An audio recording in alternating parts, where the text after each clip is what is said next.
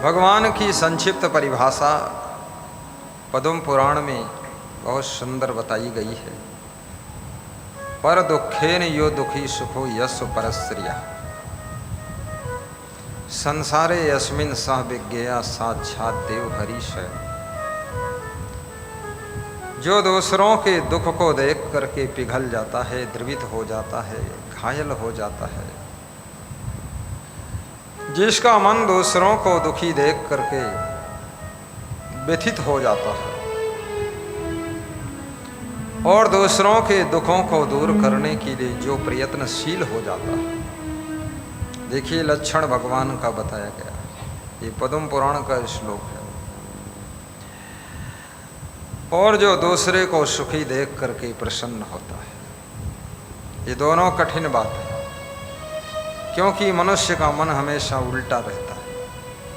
जब दूसरों को दुखी देखता है तब खुश होता है, और दूसरों को सुखी देखता है तो ये बहुत दुखी हो जाता है। ये लोग सुखी क्यों हैं? अरे इसका लड़का नौकरी क्यों पा गया भाई, कहाँ से आशीर्वाद ले आया? जिंद बाबा, परिंद बाबा, मुर्दा बाबा, समाधि बाबा, उपाधि बाबा, कहाँ से आशीर्वाद मिल गया? इसके लड़के को नौकरी मिल गई और मेरे लड़के की नौकरी छूट गई, पता नहीं कहाँ से बद्दुआ लग गई बेईमानों की। तरह तरह की बात मन में सोचता है व्यक्ति। और जो दूसरों के लिए सुख की कामना करता है, उसके जीवन में सुख की वृद्धि होना शुरू हो जाती है। और जो दूसरों को दुखी देख करके प्रसन्न होता है, उसके जीवन में दुख की वृद्धि शुरू हो जाती है। इसलिए याद रखना, जो दूसरे के दुख में पिघल जाए और दूसरे के सुख में प्रसन्न हो जाए, उसे साक्षात हरि भगवान इस धरती पर माना जाता है, इस धरती पर माना जाता है। पराया दर्द अपनाए उसे भगवान कहते हैं, किसी के काम जो आए उसे इंसान कहते हैं।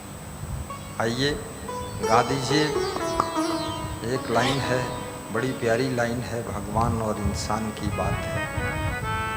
पराया दर्द अपनाए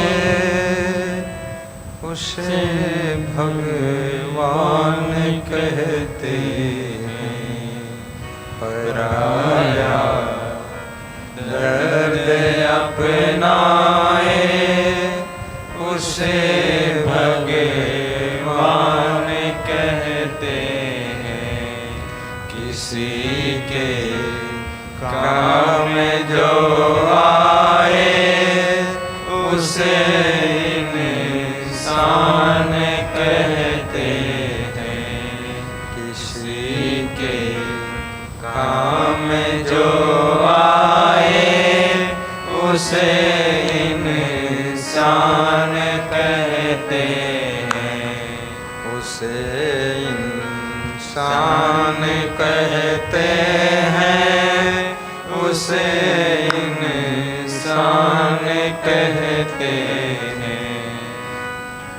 पराया दर्द अपनाए उसे भगवान कहते हैं।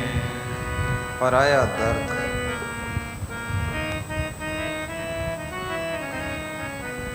अटके भटके नर नारियों के जीवन में मदद करना,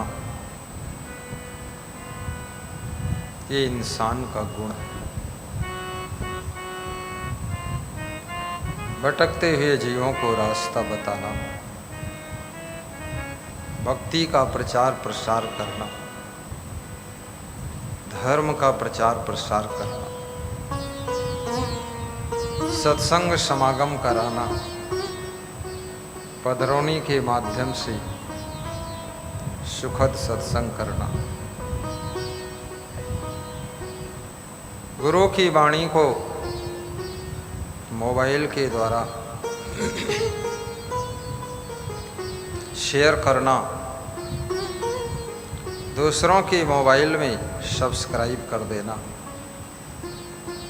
ये बहुत बड़ा परोपकार है। महान भक्त गोरखपुर के बुधहट के निवासी रमेश यादव जी कह रहे थे कि अभी सत्संग संपन्न हुआ हमारे यहाँ मई महीने में। वहाँ के सत्संगी भाइयों बहनों की पुनः मांग होने लगी है कि अब गुरु जी को कब बुलाओगे, फिर बुलाओ। अचानक ऐसे आए और चले गए जैसे बादलों के बीच में बिजली कौंध कर छिप जाती है। अब फिर कब लाओगे? वे सबको आश्वासन देते हैं कि ठीक है, जल्दी लाऊंगा।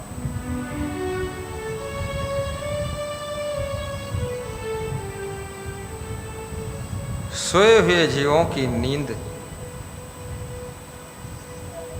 सत्संग के माध्यम से खुल जाती है।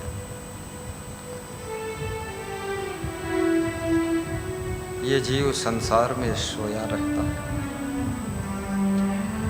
और जब माया की नींद में ये जीव सो जाता है तो सबसे पहले अपने कर्तव्यों को भूल जाता है, धर्म को भूल जाता है, भक्ति को भूल जाता है।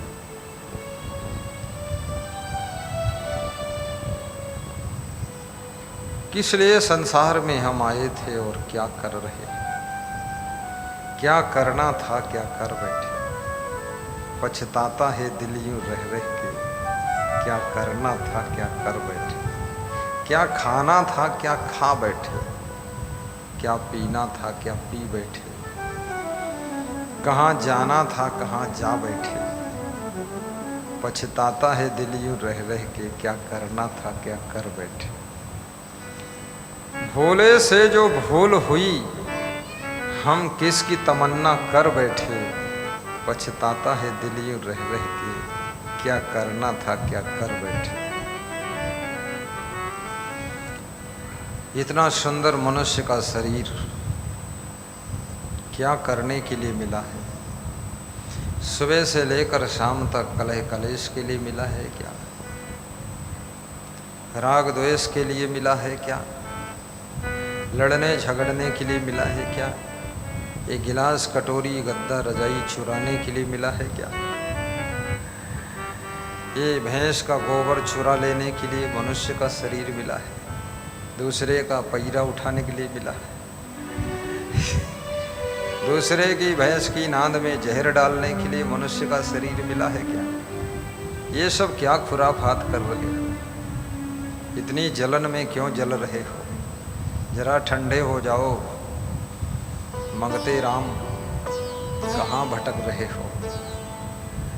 दूसरों की खुशियों में भी खुशियाँ मनाना सीखो, दूसरों की उन्नति में भी प्रसन्न होना सीखो, और दूसरों के आगे बढ़ने में भी आनंद लेना सीखो, और दूसरों की मुस्कान में तुम भी मुस्कराना सीखो, तुम भी मुस्कराना सीखो।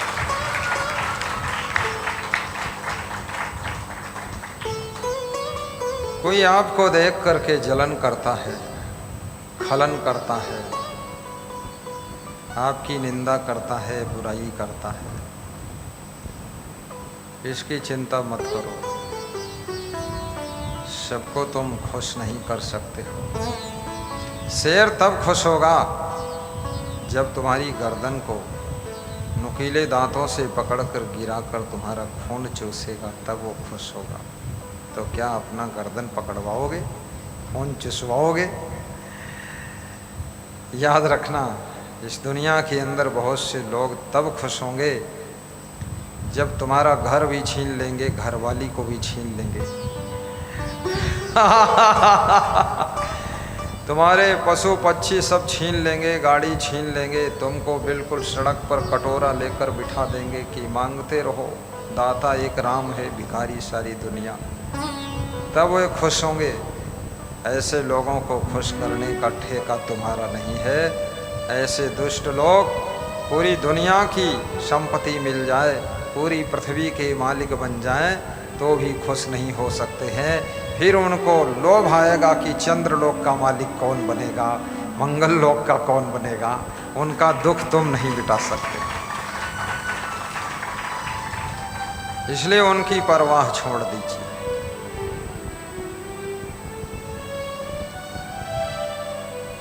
निंदन्तु नीति निपुण यदि वा अस्तवन्तु लक्ष्मी समा विशत गच्छन्तु वा यथेष्टम मद्दैव वा मरणमस्तिगान्तरे वा न्यायाप्त पथा पर विचलन्ति पदम न धीरा। धीर पुरुष बनिए, नीति के पथ पर चलिए, फिर आपकी कोई निंदा करे, चाहे आपकी कोई स्तुति करे, वंदना करे, चाहे मरना आज हो या युगों के बाद हो, लक्ष्मी समाविशद गच्छन्तु या यथेष्टम, लक्ष्मी आए चाहे चली जाए, लेकिन आप अपने भक्ति के रास्ते पर चलते रहो। और भक्ति का पथ ऐसा पथ है, सुदामा जैसा गरीब ब्राह्मण भी एक दिन कृष्ण की भक्ति के प्रभाव से अमीर बन जाता है। सच्चे मन से यदि भक्ति आप करते हैं तो आप अपने भीतर झांक करके देखिए, आपकी उन्नति जरूर होगी, आपका विकास होगा, आपकी मनोकामनाएं पूर्ण होंगी।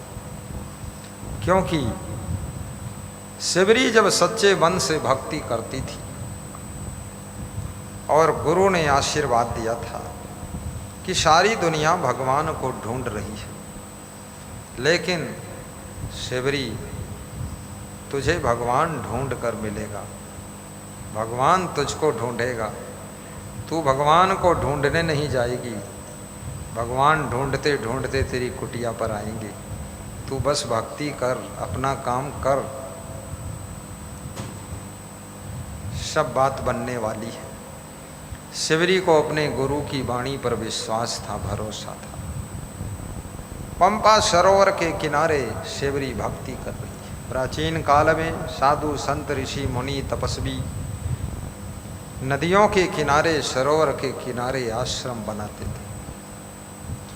नदी के किनारे और सरोवर के किनारे, पहाड़ों के पास में, झरनों के पास में आश्रम बनाए जाते थे, ताकि जो संत और भक्त आते थे उनको स्नान करने में सुविधा हो जाए। क्योंकि इतने बाथरूम बनाना, टोंटी लगाना बहुत मुश्किल था। आज पहली बार एक भक्त 1 दर्जन टोंटी दे गया है। उस टोंटी को देख करके हमारा संत इतना खुश हो गया, बोला 12 टंकी दे गया। तो मैंने सोचा ये 12 टंकी तो बहुत बड़ी होती है। वो टोंटी को टंकी बता रहा था। शायद वो भी अरब देश का रहने वाला होगा, टोंटी टंकी जानता नहीं होगा। अब वो भक्त डिस्ट्रिक्ट मऊ राम अवतार चौहान जी हैं, खड़े हुए। इतना दिमाग लगाया होगा इस भक्त ने कि गुरु जी के आश्रम पर हजारों भक्त आते हैं, साधु संत आते हैं, बाथरूम है, उसमें टोंटी लगाना है।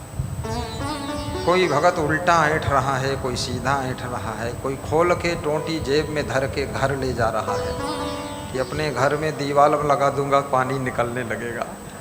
उसको पता नहीं ये पानी बोर से टंकी में जाता है, टंकी से टोंटी में आता है, वो टोंटी ही लिए जा रहा है। अरब देश के लोग अमेरिका में घूमने के लिए गए, विदाई का समय आ गया। अरब देश के 12 यात्री थे, 12 गायब थे। वाहन छूटने वाला है, हवाई जहाज उड़ जाएगा, वो सब कहाँ चले गए? ढूंढने लगे, ढूंढो कहाँ है, ढूंढा, सब मिले नहीं। ढूंढते ढूंढते आखिरी में बाथरूम में देखा, वे सभी अरब देश के लोग बाथरूम में टोंटी खोल रहे थे, अपने झोला में रख रहे थे। अरे पूछा टोंटी क्यों खोल रहे हो? बोले हमारे देश में पानी नहीं है तो टोंटी ले जाऊंगा, ऐसे दीवार में लगा दूंगा, पानी गिरने लगेगा। अमेरिका के लोग हंसने लगे, ये टोंटी से केवल पानी नहीं आता है, इसके लिए बोर भी करना पड़ता है। वे टोंटियाँ खोल रहे थे। तो ये टोंटी की सेवा मऊ जिले के राम अवतार भक्त ने किया है। खड़े हुए ताली बजाकर इनका अभिनंदन करो। और सेवा, श्रद्धा, प्रेम, करुणा, परोपकार, ये जितने लक्षण हैं ये सब भगवत प्राप्ति के लक्षण हैं। ये लक्षण साधारण व्यक्ति में नहीं होते। मेहमान की सेवा भी भगवान की ही सेवा है, क्योंकि भगवान भगवान के रूप में नहीं मिलता है। कभी भगवान तुमको पति के रूप में मिल जाता है, उसकी सेवा करो, पति से झगड़ा मत करो, गाली मत दो। कितनी स्त्रियां अपने पति को सवेरे सवेरे उठ करके गाली का नाश्ता कराती है, गरम गरम गाली की पकौड़ी। पति भी बहुत मज़ेदार है, प्रेम से चाव से गालियों की पकौड़ी खाकर मुस्कराता है और सोचता है आज मिली है ये पकौड़ी, कल पता नहीं कोई नए मॉडल की कचौड़ी मिलेगी।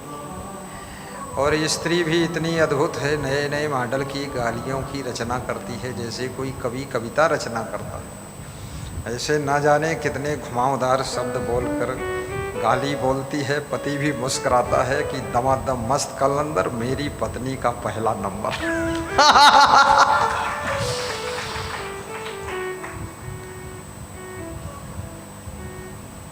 कितने पति लोग अपनी पत्नी का रोज अपमान करते हैं, रोज उसको दुख देते हैं। कोई अपनी पत्नी को भिखमंगिनी बताता है, कोई अपनी पत्नी को कहता है भिखमंगा के घर से आई है, क्या लेकर आई है। लेकिन ये सब बातें करना गलत ही बात है। याद रखना, कोई कुछ लेकर भी आएगा वो सब कितने दिन चलेगा।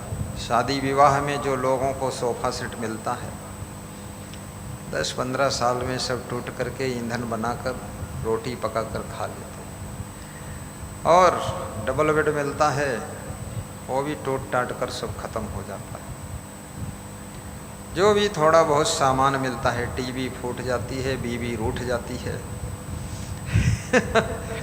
फ्रिज ठंडा नहीं कर रहा है, पत्नी के दिमाग में गर्मी ज़्यादा भरी हुई है। महात्मा को भी खुशी होती है, चलो इस झंझट से हम छुट्टी पा गए।